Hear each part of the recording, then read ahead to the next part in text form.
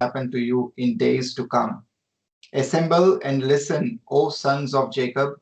Listen to Israel your father.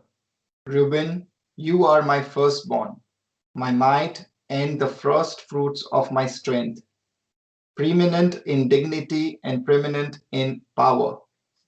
Unstable as water, you shall not have preeminence because you went up to your father's bed. Then you defiled it. He went up to my couch. Simeon and Levi are brothers. Weapons of violence are their swords. Let my soul come not into their counsel.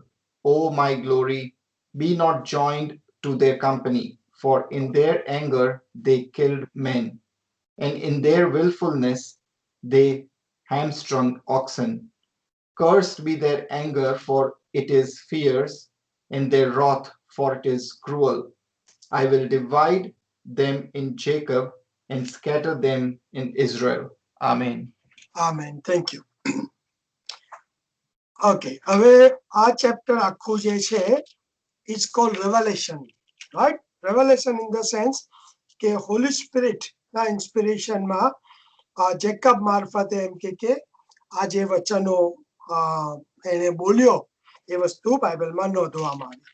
એટલે પહેલામાં પહેલું તો આ પ્રકારના passages જ્યારે વાંચીએ આપણે ત્યારે ધ્યાન રાખીએ કે આ કોઈ ભવિષ્યવાણી, બરોબર, કોઈએ જોશ જોયા અને પછી કીધું એ પ્રકારનું નથી. 100% એ પ્રોફેસી છે, રાઈટ? પણ કયા રીતની પ્રોફેસી છે કે એનું બિગર પિક્ચર આપણે સમજવું પડે કે હિસ્ટ્રીમાં પછી શું બન્યું, અને એમાંથી આપણે એમ કે જોવાનું કે ઈશ્વર નો આની અંદર કઈ જગ્યાએ હિડન હેન્ડ કામ કરે છે, અને છેલ્લે પછી એપ્લિકેશનની અંદર એ આપણે કઈ રીતે એમ કે આપણા જીવનને માટે એમાંથી શીખી શકીએ અથવા તો શું એપ્લાય ખરેખર કરી શકીએ. એટલે કીપ ઇન માઇન્ડ. અને again chapter 49 also talks about Christ, એટલે પ્રભુ ઈસુ ખ્રિસ્ત એમાં આપણે જોઈશું. એટલે અગેન ઇન્ડિવિજ્યુઅલ એના જે 12 દીકરાઓ બારે માટે લખે છે, પરંતુ એમાં વેરી ઇમ્પોર્ટન્ટ કે આખો ચેપ્ટરની અંદર કે જેકબ મારફતે ઈશ્વર કેવી રીતે એમ કહેવાય કે પ્રભુ ઈસુ ખ્રિસ્ત નું પણ પ્રકટીકરણ જાણે કે ભવિષ્યમાં જે બનવાનું છે એ આપણને એ વસ્તુ એ બતાવે છે. હા, એટલે ઇટ્સ વેરી ઇમ્પોર્ટન્ટ કે એને આપણે પેલું જોશ જોઈએ છે અથવા તો કોઈ ભવિષ્ય કે છે એ રીતે નહીં જોવાનું, રાઈટ? નંબર 1. બીજી વસ્તુ આમાં એ જોવાની કે એને દરેક પોતાના બાળકો પર એમ કે જે બાબતો એમના વિશે ઉચ્ચારી એ બ્લેસિંગ પણ ખરા, અમુક રીતે રિફ્લેક્શન છે એમના પાસ્ટ એક્શનનું, બરાબર? અને કેવી રીતે એમ કે ભવિષ્યમાં એમના ડિસેન્ડન્ટ પ્રોસ્પર થશે, અને passing from oldest to youngest. હા, અને જેકબને clearly anticipate the Judah and Joseph will outline their brothers. એટલે એ બે પર્ટિક્યુલર બાળકો માટે ઘણું બધું લખવામાં આવ્યું છે એની સ્પીચમાં. હા, હવે ઓલમોસ્ટ એવું કે જેકબની સ્પીચનો ઓલમોસ્ટ 50% જે ભાગ છે એ જુડા અને જોસફ એને માટે જાણે જોવા મળે છે. અને એમાં પોએટિક ઇમેજરી ઇન્ક્લુડ કરી છે, લેંગ્વેજ એવી પ્રકારની છે, અને સમટાઈમ્સ વર્ડ પ્લે પણ છે. એટલે લિટરલી એમ કે આપણે એને ઇન્ટરપ્રિટ નથી કરી શકતા. એટલે થિયોલોજીકલ પોઈન્ટ ઓફ તમે જુઓ તો તમારે એ ત્યાંનું કલ્ચર અને એ બધું પણ આની અંદર સમજીને લેવું પડે. હવે I am not going to go in a lots of detail, પણ એક વસ્તુ તમારે ધ્યાન રાખવાની છે કે એને લિટરલ ઇન્ટરપ્રિટેશન જે કહેવાય અથવા તો બીજી રીતે ભવિષ્ય જાણે કોઈ કીધું છે ને એ રીતે નહીં લેવાનું, પણ પ્રભુએ રિવીલ કર્યું જે બનવાનું છે આગળ, અને છેક એવું કહેવાય કે પ્રભુ ઈસુ ખ્રિસ્ત સુધીનું જાણે એક રીતનું આ રેવલેશન છે, રાઈટ? એટલે મેક શ્યોર કે તમે એ રીતે એ કરો.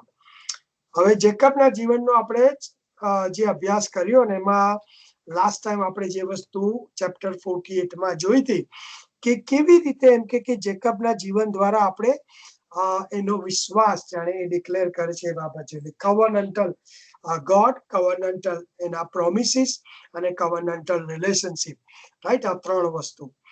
અને એ ચેકઅપ કે જે કેવા પ્રકારનો વ્યક્તિ હતો, એટલે અગેન એન્ડ અગેન એટલા માટે કહું છું કે ઈશ્વર જ્યારે કોઈ વ્યક્તિના જીવનમાં કામ કરે છે, God the Father, God the Son અને God the Holy Spirit. God the Father elect કરે છે, ગોડ ધ સન જસ્ટિફાય કરે છે અને God the Holy Spirit regenerate કરે છે. એટલે આખું વિશ્વ જેણે બનાવ્યું એ ત્રિએક ઈશ્વર વ્યક્તિના જીવનમાં એ નવો જન્મ આપવાનું અને એને પસંદ કરવાનું અને નવો જન્મ આપ્યા પછી એનામાં પવિત્રકરણનું કાર્ય કન્ટિન્યુ કરે છે. એટલે એક એવી એ વ્યક્તિ કોઈ પણ હોય, એ જેકબ જેવી લાલચુ હોય કે કપટી હોય, બરાબર? એટલે અગેન ઇટ શોઝ જેકબના જીવનમાં કે ગ્રેસ ઓફ ગોડ, આપણે કશું ડિઝર્વ કરતા નથી, only we deserve hell and punishment. એટલે એ ફંડામેન્ટલ મગજમાં આપણે રાખવાનું છે. અને જો ખરેખર ઈશ્વરે આપણા પર કૃપા કરી હોય અને જો આપણે ખાતરી છે કે ના આપણે નવો જન્મ પામેલા છીએ, તો એક વસ્તુ એ પણ ખાતરી રાખવાની કે આખા જીવન દરમિયાન ઈશ્વરના આત્માનું કામ સતત ચાલુ રહેશે અને એવું નથી કે ફક્ત સર્ટેન ટાઈમમાં આત્મિક અનુભવ થાય ને એ ટાઈમમાં જ. નો, જેકબના જીવનમાં અને એના કુટુંબની અંદર અને પર્ટિક્યુલરની પર્સનલ લાઈફમાં એના પોતાના જે એફેર એટલે જે બધા બનાવો બન્યા એમાં પણ ઈશ્વરનો હિડન હેન્ડ હંમેશા એની સાથે જ હતો. ઈશ્વરે એને એલાવ પણ થવા દીધું, ઘણું રીતે હર્ટ થયું, ઇનજસ્ટિસ થયો, બધું જ થયું, પણ એકંદરે એ વ્યક્તિના જીવનમાં છેવટે તો આપણે એ ડેક્લેરેશન એના ફેથનું જે કહેવાય એ જોઈએ છે. એટલે ધેટ્સ એક્ઝેક્ટલી સેમ પ્રિન્સિપલ આપણા માટે એપ્લાય થાય છે. એટલે કદાચ આપણા જીવનમાં એવું બને કે આપણે નિરાશ થઈ જઈએ, હતાશ થઈ જઈએ, નિષ્ફળ જઈએ, એ બનવાનું, પણ એક વસ્તુ યાદ રાખવાની કે ઈશ્વરે જેને પસંદ કર્યા છે એને ઈશ્વર છેક સુધી એમ કે એના જીવનમાં એ કામ પૂરું કરે છે. અને પાઉલ પ્રેરિત પણ થેસલોનિકીમાં 5મા અધ્યાયમાં એ જ કહે છે, ફિલિપીનો પત્ર 1લા અધ્યાયમાં પણ એ જ કહે છે, અને પ્રભુ ઈસુ ખ્રિસ્તે પણ એ જ કીધું કે હું તમને મૂકી દઈશ નહીં અને તજી દઈશ નહીં. એટલે ધેટ ઇઝ સો ઇમ્પોર્ટન્ટ. અને છેલ્લે જ્યારે એને હવે ડેથ બેડ ઉપર છે ત્યારે એ શું કરે છે, એના બાળકોને એ ભેગા કરે છે અને કહે છે, gather yourself together that I may tell you what shall happen to you in days to come. એટલે આપણને એમ લાગે કે ભાઈ એને કઈ રીતે ખબર પડી, તો એક વસ્તુ યાદ રાખવાની કે જેકબના ઈશ્વર સાથેના જે રિલેશન એમાં એ જે રીતે ગ્રો થયો ને પ્રભુએ 100% એને ઇન્સ્પાયર કર્યો હોલી સ્પિરિટે. અને એને ગિફ્ટ ઓફ પ્રોફેસી નવા કરારમાં પણ કહે છે. અને એટલે શું છે કે ઈશ્વર ઘણી વખત આપણને ઇન્સ્પાયર્ડ કરે છે. અને આજે પણ ઘણી વખત હું ઘણાની સાથે પ્રેયર કરું તો ઘણી વખત આઈ સેન્સ કે ઈશ્વર એમના દ્વારા મારી સાથે વાત કરે છે, સર્ટેન વર્ડ્સ આવે, સર્ટેન વચન દ્વારા વાત કરે. ધેટ્સ હોલી સ્પિરિટનું ઇન્સ્પિરેશન. હવે યસ, રાઈટ, એટલે અહીંયા આપણે એક્ઝેક્ટલી એ છે ને ઇન ડેઝ ટુ કમ. હવે ડેઝ છે બહુવચન વાપર્યું છે, એટલે નોટ નેસેસરી ઇમિડિયેટ, પણ ઇવન વર્ષો બી કહી શકાય. અને જે થોડીક હિસ્ટ્રી હું તમારી સાથે શેર કરીશ એના પરથી તમને ખ્યાલ આવશે.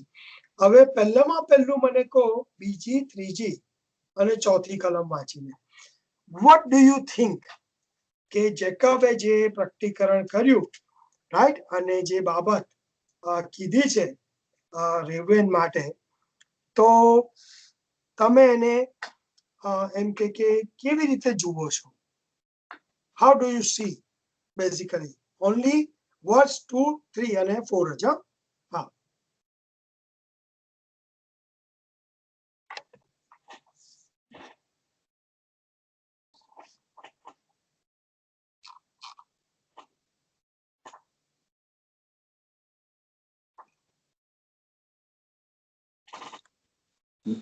તાલે કોઈ પ્રોફેસી કહેવાય?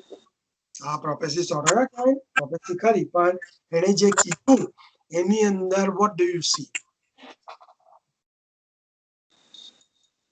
Do you see some blessing? Do you see something else? What do you see?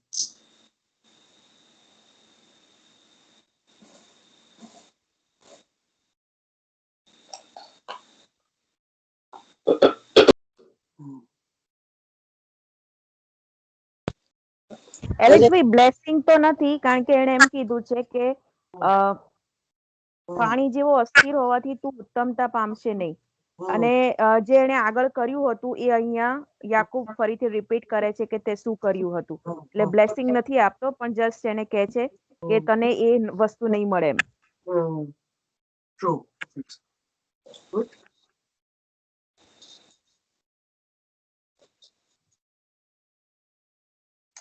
In a way, the judgment is kehવાય અને એલેક્સભાઈ કદાચ because for being a firstborn meant a lot in those days. Yes. એટલે આ તો એનો અધિકાર જ જેને લઈ લીધો in a way. So it was kind of judgment and it was quite important. Yeah. Right.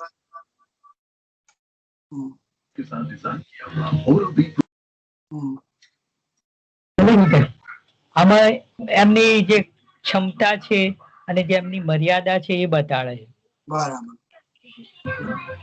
કેમ કે રૂબેન જે પ્રથમ 4 કલમ સુધી કીધું ને તમે. હા, બીજી ત્રીજી ચોથી. હા હા, એમાં રૂબેન જે પ્રથમ એમનું સંતાન હતું પણ એમને જે એક ભૂલ કરી એમની સોતેલી માં એમની જે યાકૂબની બીજી પત્ની હતી એ એના લીધે એ આવું વાક્ય એમને નીકાળ્યું કે પાણી જેવો અસ્થિર અને તું પોતાના પિતાની પથારી છે બરાબર એના ઉત્તમતા એમની જે ખોઈ નાખી જે પ્રથમ સંતાનના જે હોવા જોઈએ એ માન મર્યાદા.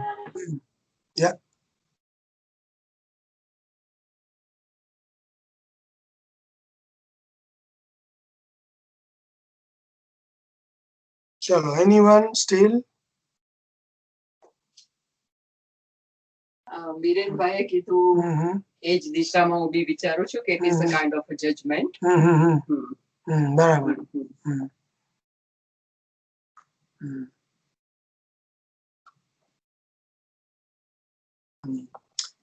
Okay, sorry. હા, બોલો. મને હજી પણ એમાં યાકૂબનો ગુસ્સો જ દેખાય છે અને હજી પણ એના કદાચ એ કામ માટે માફ નથી કર્યો. Possible. Yeah. Good. And one more thing, Alex, right? Yes. It's not Jacob's judgment. It's like God's judgment. It's like on one side, he's been acknowledged that you are my firstborn, my might, and the first fruit of my strength. એટલે એ વસ્તુને બી એટલી જ acknowledge કરી છે અને પણ પછી પાછું reason આપ્યું છે કે why it's been taken away from you. So it is coming out of Jacob's mouth, but it is God's judgment in a way. Yeah. Good. Yes, બોલો મોટા ભાઈ. એવું લાગે છે કે એના દ્વારા એવું કહેવા માંગે છે કે હવે તમે એક દેશ બનવા જઈ રહ્યા છો, મોટું ઇઝરાયલ રાજ્ય બનવા જઈ રહ્યા છો, એ પણ એક એવું દેખાઈ રહ્યું છે.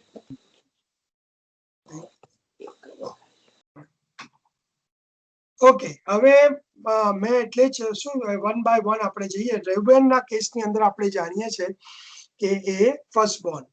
હવે ફર્સ્ટબોર્ન તમે જો જેકબ પોઈન્ટ ઓફ વ્યૂ જોઈએ તો શું કહેવાય કે એ ખરેખર એની ડિગ્નિટી અને પાવર એક રીતે, રાઈટ, પહેલું બાળક જન્મે અને એ પોતે જ કહે છે Reuben you are my firstborn, my might and the first fruits of my strength, preeminent in dignity, preeminent in power.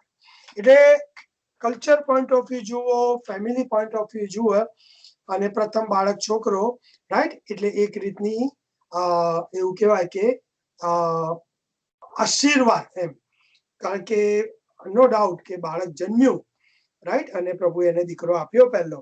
અને આપણે જાણીએ છીએ કે જે એની લાઈફની જર્ની હતી, સ્ટ્રગલ, અને એને લેહા આપવામાં આવી જબરજસ્તી અને લેહાથી એને પહેલો બાળક જન્મ્યું, રેઉબેન જન્મ્યું. પણ અગેન તમે જુઓ તો મેન માટે જાણે એક રીતનો પ્રાઇડ પણ કહેવાય, અને good sense, not in a negative sense, right. Family તરીકે પણ હવે એમ કે તમે એ ફીલ કરો કે નાવ હવે મારો વંશ આગળ ચાલશે. હા, અને કે છે કે લોકો મને આ રીતે કન્ટિન્યુ હજુ આગળ ઓળખશે. કારણ કે બાળક વગર જ્યારેનું જીવન એ sometimes it's not easy, difficult. હા, એટલે એ ઘણી બધી રીતે એમને જોઈએ આપણે તો એ ફેમિલી તરીકે જુઓ, એ કલ્ચર પોઈન્ટ ઓફ વ્યૂ રીતે જુઓ. એટલે રેબેન માટે એને જે શબ્દ ત્રીજી કલમમાં વાપર્યા છે ઇટ્સ વેરી ઇમ્પોર્ટન્ટ છે એમ. હા, પણ પછી શું છે કે ત્યાંથી સીધું ફોકસ એનું જાય છે એ રેબેનની લાઈફ ઉપર. એટલે રેબેન જ્યારે જન્મ્યો હશે ત્યારે એ જે આનંદ એને કર્યો હશે, જે અને અભિમાન એક રીતનું અથવા તો એક સંતોષ કહો કે ઈશ્વરનો આભાર, આશીર્વાદ બધું જ. પણ ધેન એની લાઈફની અંદર એમ કે રેબેન દ્વારા જે એક્શન, અને એમાં કે છે કે unstable as water you shall not have preeminence, right. એટલે કે છે કે unstable like a water in the sense કે છે કે વોટર તમે આમથી આમ ડળી જાય ગમે ત્યાં, રાઈટ. હા, પડી જાય. હા, એટલે એને તમારે સ્ટેબલ રાખવું હોય તો ઇટ્સ વેરી ડિફિકલ્ટ. હા, હલિયા કરવું જેને કહેવાય.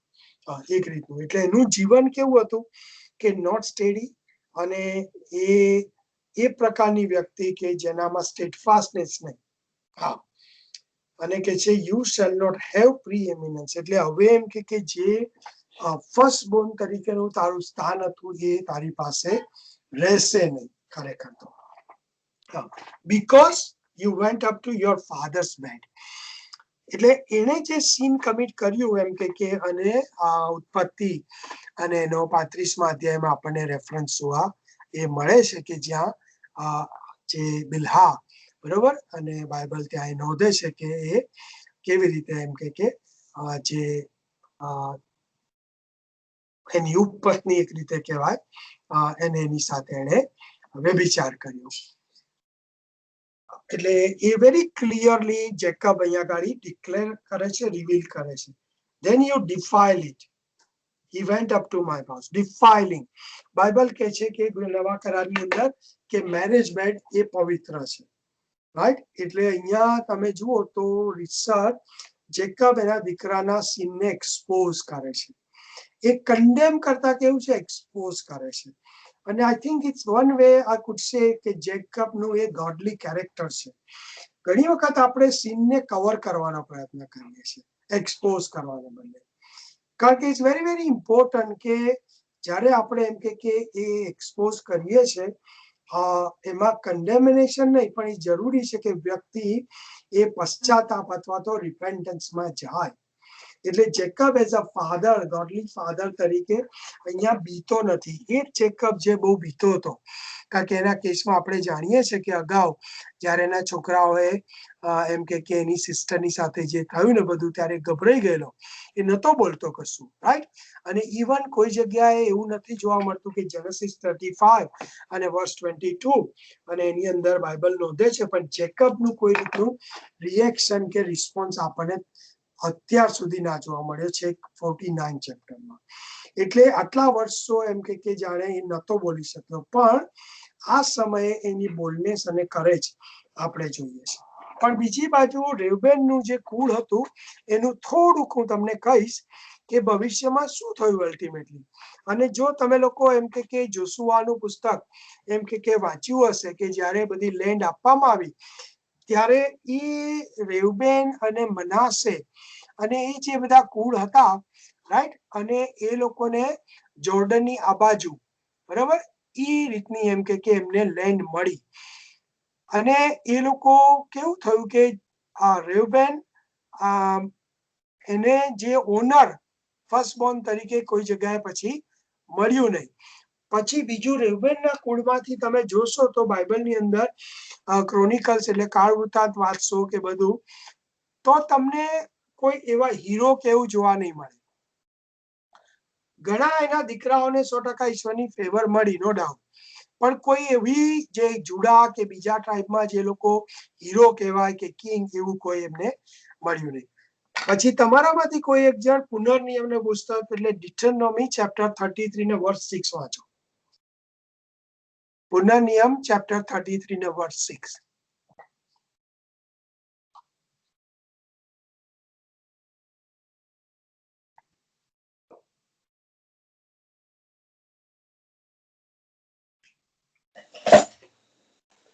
રૂબેન જીવતો રહે ને ન મરે તો પણ તેના માણસ થોડા રહે. રાઈટ. હમ. એટલે બાઇબલ ઘણી જગ્યાએ આપણને આ બધા રેફરન્સીસ આપે છે. હા, પછી આગળ તમે જુઓ તો શું થયું કે એ લોકોને જ્યારે લેન્ડ આપવામાં આવી ત્યારે Reuben was one of the tribes together with Gad and half tribe of Manasseh who remained east of the Jordan. The land to the east was less valuable than that of the major part of the Palestine. Moreover, to Reuben was apportioned the southernmost and smallest of these areas. Here they apparently decline even further, for at later date, when David was organizing the administration of his united kingdom, and he placed capable men of Hebron over Reuben. તમારામાંથી કોઈ એક જણ પહેલો chronicle એટલે પહેલું કાળ વૃત્તાંત 26મો અધ્યાય અને 32મી કલમ વાંચો.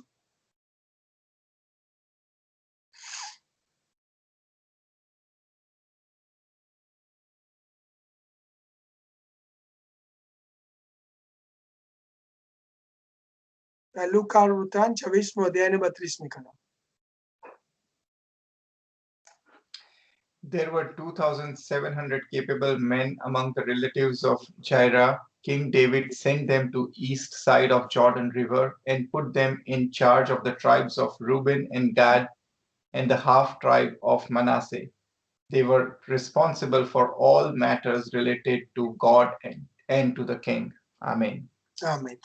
એટલે તમે હિસ્ટ્રી જોઈ શકો છો કે જે અહીંયા જેકબ બોલે છે અલ્ટિમેટલી એ જે ખરેખર એને ઈશ્વર એક રીતે જોવા જઈએ તો ફેમિલીમાં જે પોઝિશન આપી હતી બરાબર એલ્ડેસ્ટ સન તરીકેની આપણે જોઈએ કે એના પોતાનું સીન એનું કન્સિક્વન્સીસ એના જીવનમાં અને કુટુંબમાં પણ આપણે જોઈએ છે.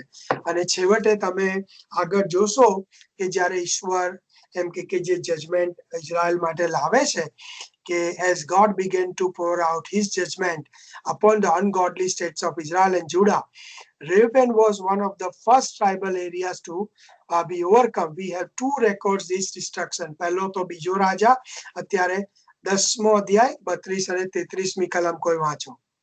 બીજો રાજા 10મો અધ્યાય 32 અને 33.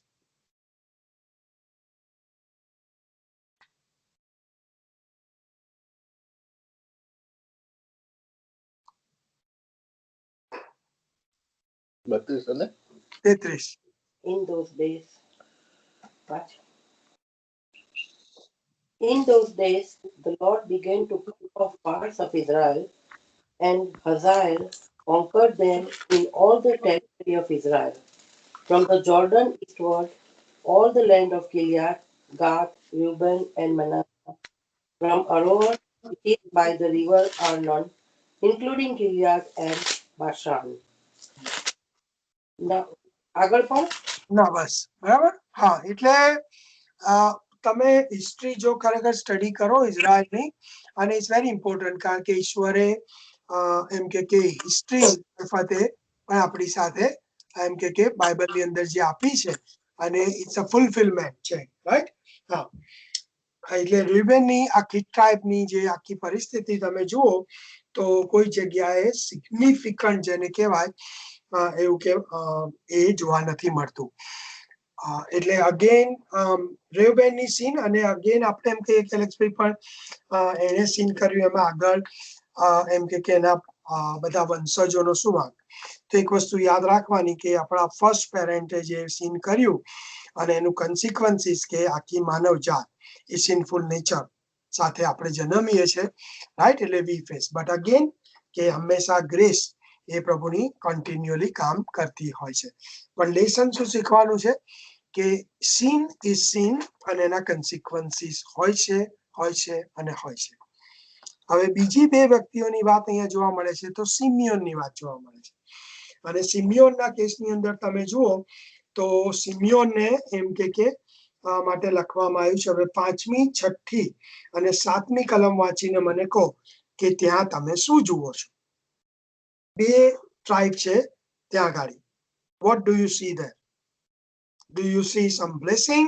Do you see something else?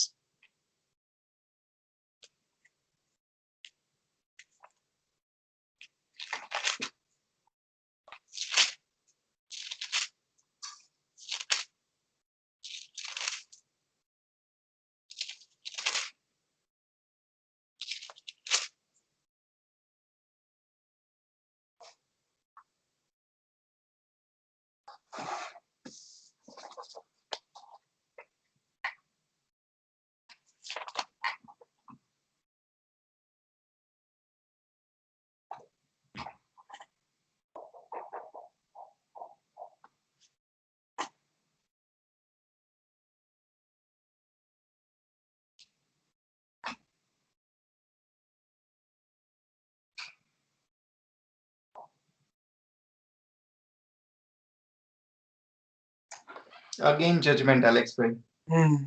Right? It Yes. is who they were, what they did, and what will happen. Exactly. Right. અને આપણને ખબર છે કે કઈ જગ્યાએ એનો રેફરન્સ આપણે જોયો તો, રાઈટ, કે જ્યારે એ લોકો સેખેમની અંદર આવે છે અને સેખેમની અંદર કે દીના, રાઈટ, અને જે રીતે દીનાને એમ કે ડિફાઇલ કરવામાં આવે છે, અને ત્યાં જેનેસિસ ચેપ્ટર 34 અને વર્સ 25 વાંચો કોઈ. Genesis chapter 34 verse 25.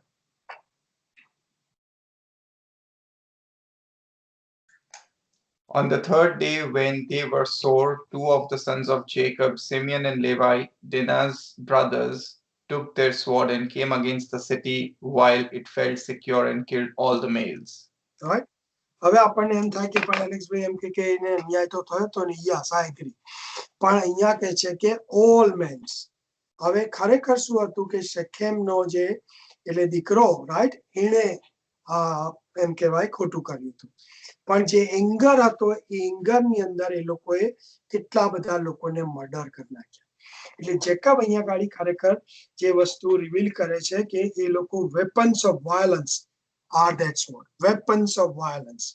એટલે એટલો બધો ભયંકર એંગર હતો કે જેની અંદર કેટલા બધા લોકોને એને મારી નાખ્યા.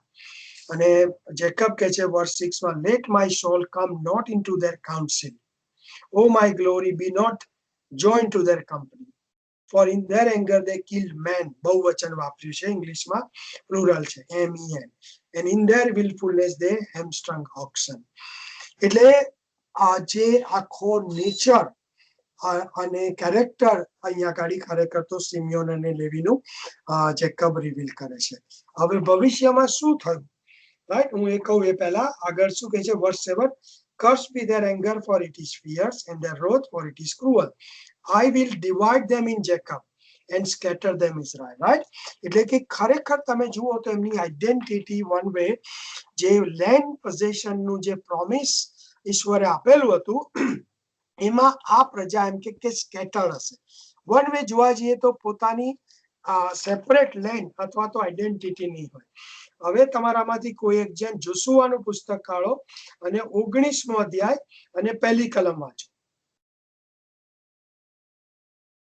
જોશુઆનું પુસ્તક, જોશુઆ ચેપ્ટર 19 અને વર્સ 1.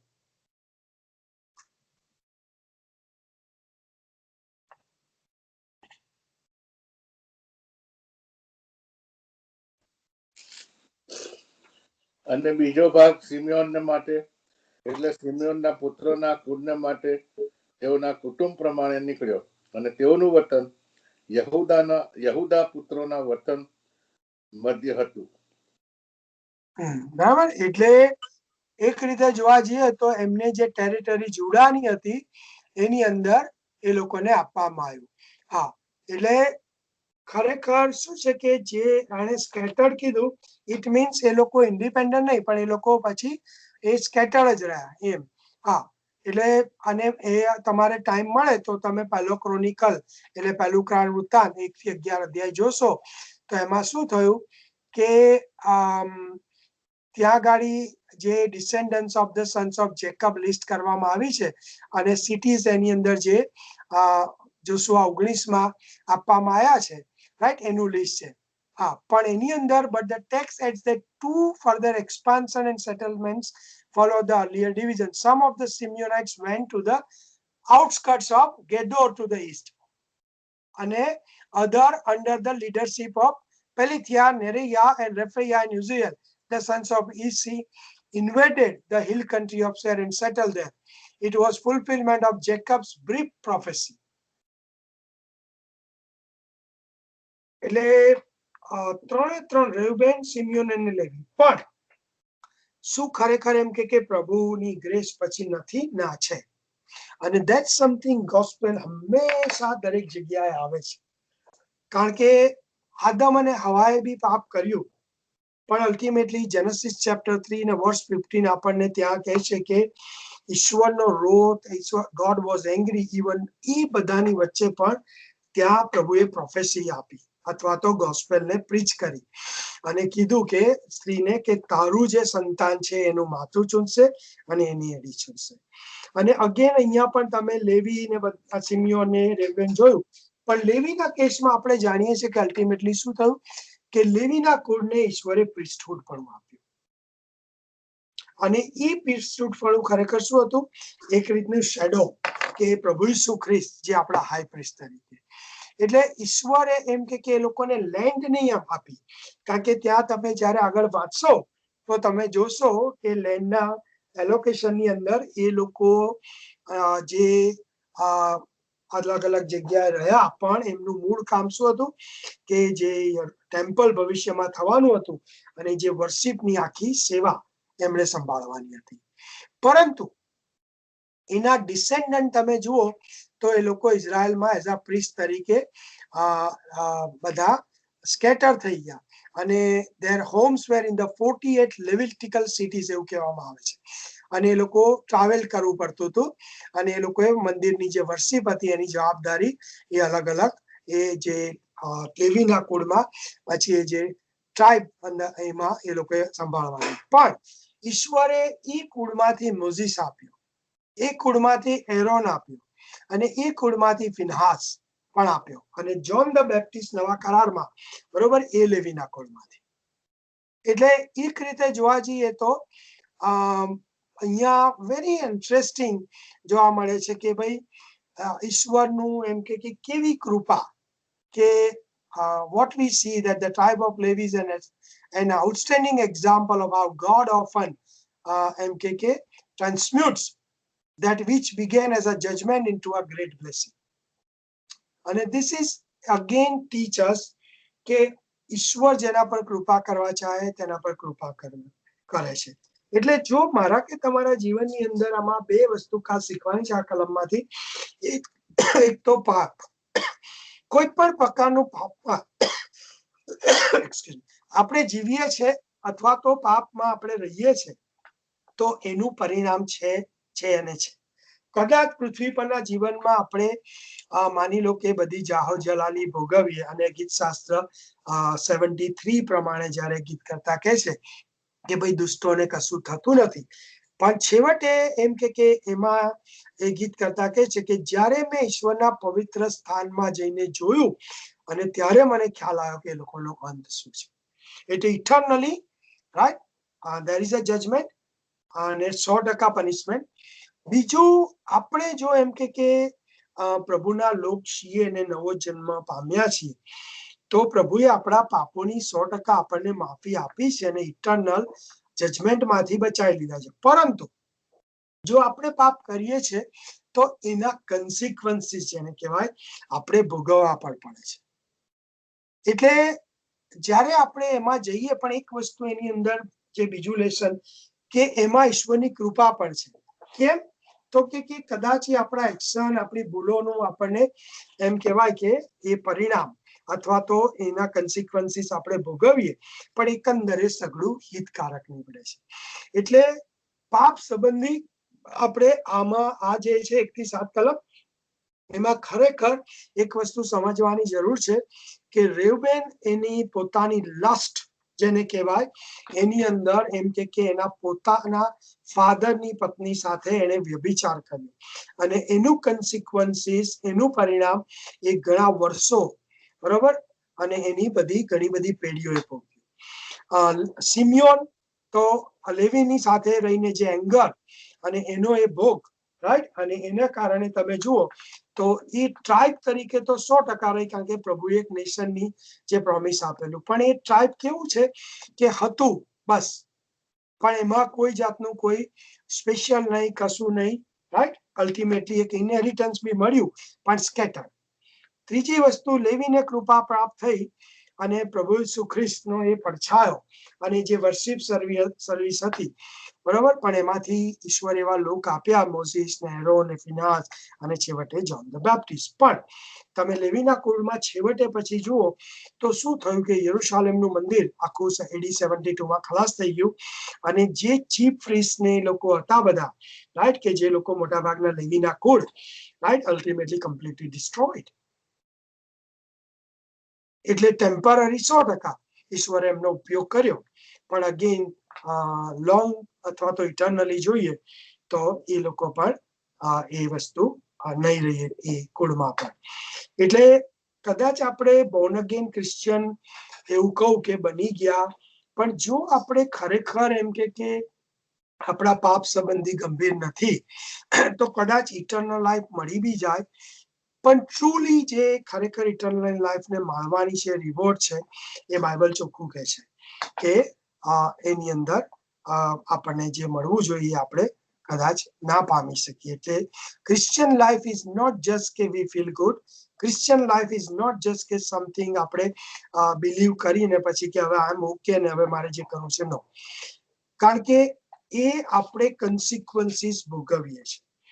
અને પ્રભુ ઈસુ ખ્રિસ્તમાં જો આપણને ખરેખર કવર્નન્ટલ રિલેશનશીપમાં મૂકવામાં આવ્યા છે તો વી નીડ ટુ અન્ડરસ્ટેન્ડ. હવે આ જેકબના કુળમાં બાળકોના જીવનમાં એ લોકોને ખબર હશે કે મારા એમ કહેવાય ગ્રેટ ગ્રાન્ડફાધર અને માય ફાધર, તેની સાથે ઈશ્વરે કરાર કરેલો છે, અને કરારના ભાગરૂપે ઈશ્વરની બીક રાખીને એ લોકોએ જીવન જીવવું જોઈએ. એની જગ્યાએ એક્ઝેક્ટલી જે ગલાતી 5 કહે છે કે they also had gratified the desire of their flesh. એટલે આ દિવસોમાં આપણા માટે બહુ મોટી ચેલેન્જ છે. નાઉ આપણે આગળ જઈએ પહેલા કોઈને કઈ ક્વેશ્ચન હોય તો 1 થી 7 કલમમાં ત્યાં આપણે જોયું કે રેવલેશન ની અંદર જજમેન્ટ અને અલ્ટિમેટલી હ્યુમન હિસ્ટ્રી. બોલો હરેશભાઈ, યસ. તમે કહ્યું કે પાપની શિક્ષા ભોગવવી પડશે, બરાબર? યસ, બોલો પહેલા. શિક્ષા નહીં પણ પાપના પરિણામ ભોગવવા પડશે. Yes, exactly, yes, true. Right? તો આપણે પાપ કર્યું, માફી માંગી લીધી, પછી બી પરિણામ ભોગવવા પડે? જો યસ, એમાં એવું, અચ્છા, ગુડ ક્વેશ્ચન.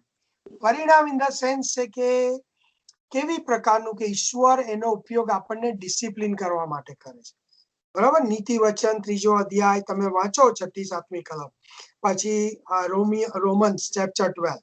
એટલે તમે ને હું જો ખરેખર આપણા જીવનને એક્ઝામિન કરીશું, મારા જીવનમાં મેં જોયું છે કે મારી ઘણી બધી એવી ભૂલો, બરાબર, અને God definitely, I won't say punish me, but God use એ બધી બાબતોને મને સેન્ટિફાય કરવા માટે.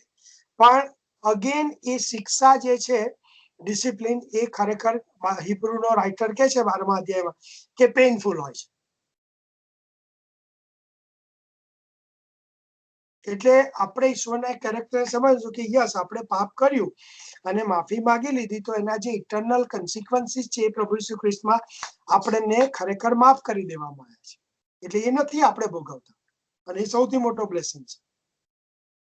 પણ આપણી જે ભૂલો, આપણું જે સીનનું, એની જે પરિણામો આપણે ઘણી વખત અનુભવતા હોય છે. જ્યોતિ કહે છે કે ખાલી એક એક્ઝામ્પલ આપવા માંગુ છું. એટલે ધારો કે કોઈ વ્યક્તિ છે તો એને આલ્કોહોલિક છે, રાઈટ? અને પછી એ વ્યક્તિ પ્રભુમાં આવે છે તો આલ્કોહોલ છોડી દે છે, પણ એના પ્રીવિયસ લાઈફમાં એને સખત આલ્કોહોલ પીધો હોય છે. તો હવે એને કારણે ધારો કે એને કઈ પેટનું કેન્સર થાય છે, તો એને જે પાપ કર્યું હતું એના કોન્સિક્વન્સીસ છે, એટલે એને ભોગવવા પડે છે. પણ એવું નહીં કે હવે પ્રભુમાં આવ્યો એટલે પ્રભુ ધારે તો એને એમાંથી મુક્ત પણ કરી શકે છે, પણ જો થાય છે તો એના કોન્સિક્વન્સીસ છે. હા, એક વસ્તુ કહું, તમે જે આ વસ્તુ કીધી ને, આ જે રૂબેન ને લેવાઈ ને લોકોનું, એટલે વિચાર કરતી હતી કે જે પાપને આપણે નોર્મલી બહુ લાઇટલી લઈએ છીએ, અને એનું બીજું કારણ એ હોય છે કે આપણે જાણીએ છીએ કે ભાઈ પાપ થશે તો પ્રભુ તો માફ કરી દેશે. એટલે પાપની જે સિરિયસનેસ જે છે ને, એને બહુ અંડર એસ્ટિમેટ કરીએ છીએ, એવું મને લાગે છે. હા, વી આર નોટ એકચ્યુઅલી એના પ્રત્યે સભાન નથી, એમ કે કઈ નહીં, પછી પ્રભુ માફ કરી દેશે, પ્રભુ જાણે. પણ આ બતાવે છે, આ જે જોયું આપણે શરૂઆતની કલમોમાં, એ બતાવે છે કે પાપ કેટલું બધું ભયંકર બાબત છે, કે પેઢીઓની પેઢીઓ સુધી એના કોન્સિક્વન્સીસ આયા. હા, અને થોડુંક એમાં એડ કરી દો. જ્યોતિએ સરસ એક્ઝામ્પલ આપ્યો, વેરી ગુડ, કે બિલીવર્સ અને નોન બિલીવર્સ. બરાબર, લિસન કેરફુલી. બિલીવર્સના જીવનની અંદર જ્યારે બિલીવર્સ એટલે વિશ્વાસી વ્યક્તિ પાપ કરે છે અને પવિત્ર આત્મા એને એમ કહેવાય કે પશ્ચાતાપમાં લઈ જાય છે, રિપેન્ટન્સ, અને પાપની માફી માંગે છે, અને પ્રભુ એને 100% માફી આપે છે, કારણ કે એના પાપની માફી ખરેખર તો પ્રભુ ઈસુ ખ્રિસ્તમાં એને આપી દેવામાં આવી. પરંતુ કેવું છે કે આપણે જે રીતે જ્યોતિએ એક્ઝામ્પલ આપ્યો એ પ્રકારના પરિણામ ઘણી બધી વખત આપણે ભોગવતા હોઈએ છીએ. પણ એક વસ્તુ યાદ રાખવાની એ સમયમાં વિશ્વાસી વ્યક્તિ તરીકે, કે પ્રભુ આમાં મને પનિશ અથવા તો શિક્ષા નથી કરતા, પણ મને ખરેખર તો શું કરે છે? સેન્ટિફાય કરે છે, મારું પવિત્રકરણ થઈ ગયું છે. જ્યારે અવિશ્વાસી વ્યક્તિ માટે શું છે કે પ્રભુ એને પોતાના રસ્તે જવા દે છે અને એ કન્ટિન્યુઅલી પાપમાં જ રહે છે, અને ક્યારે એને પાપનું ભાન થતું નથી, જો પ્રભુની કૃપા એને ના મળે ત્યાં સુધી. જો મળે તો જુદી વાત. પરંતુ જો એ વ્યક્તિ એમાં ને એમાં જીવે છે તો ઇટર્નલ જે પરિણામ અને જજમેન્ટ જેને કહેવાય, હવે એને બે ભોગવવું પડે છે. એક કયું? તો ઇટર્નલ જજમેન્ટ એટલે જે પ્રેક્ટિકલના પુસ્તકમાં કહે છે કે દરેક માણસનો ન્યાય કરવામાં આવશે, અને પછી જે નરક છે ત્યાં આગળ જે પીડા છે એ એના કન્સિક્વન્સીસ છે, એના જીવનના પાપોને કારણે. એટલે એ પીડા ભોગવે છે, વેદનામાં રહે છે, ઇટર્નલી ઈશ્વરથી અલગ થઈને જીવે છે.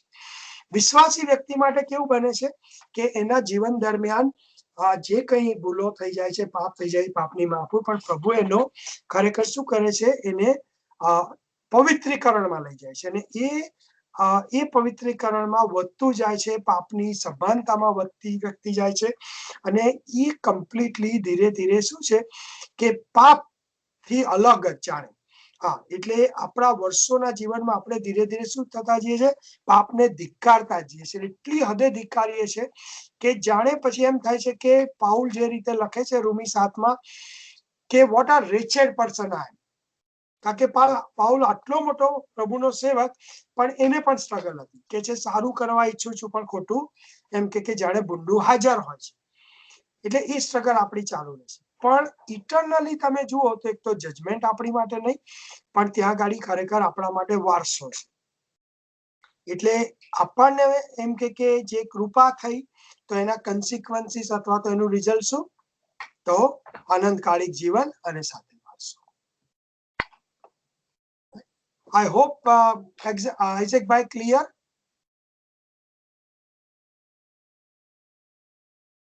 હાજી. અચ્છા, thank you. A good question.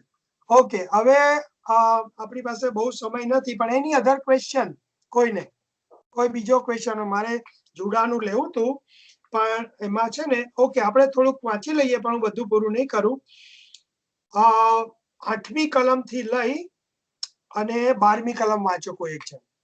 Genesis chapter 49, 8 થી 12.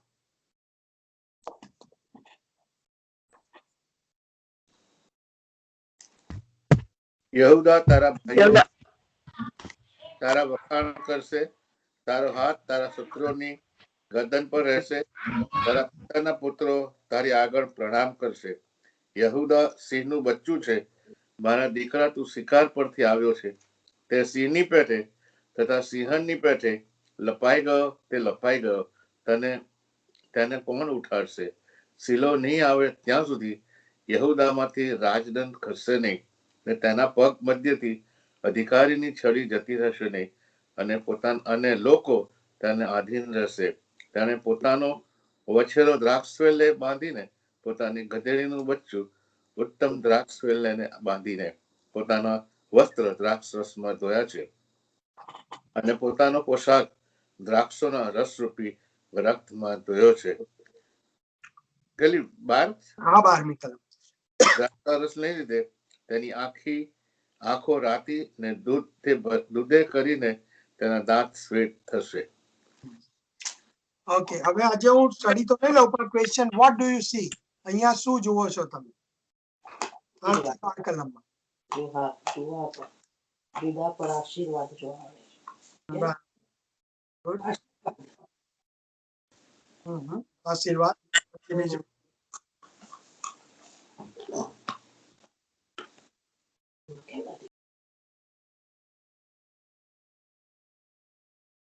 ચલો વીરાબેને કીધું આશીર્વાદ. બીજું કોઈ?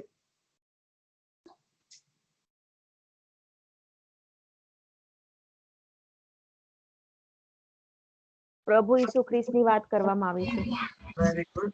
બરાબર. પ્રભુ ઈસુ ખ્રિસ્તની એ પોતાના ભાઈઓનું રક્ષણ કરનાર, પોતાના કુળનું ને પોતાના ભાઈઓનું હશે.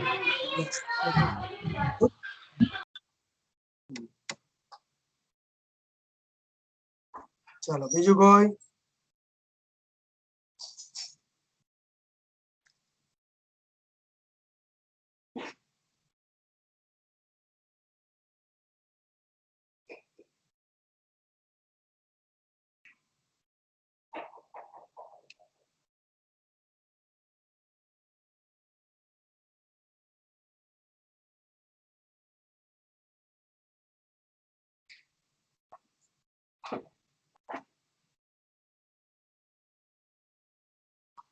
કયા કયા પ્રકારના આશીર્વાદો તમને ત્યાં દેખાય છે?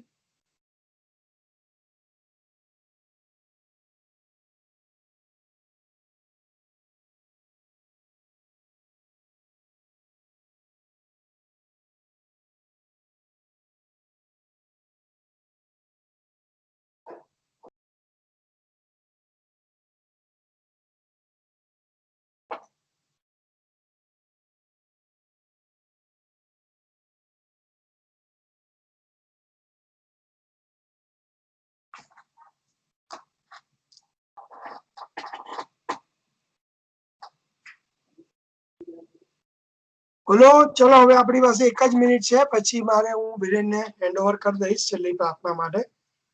હા. Blessing of leadership. Okay, very good. Blessing of leadership. Excellent. Yeah.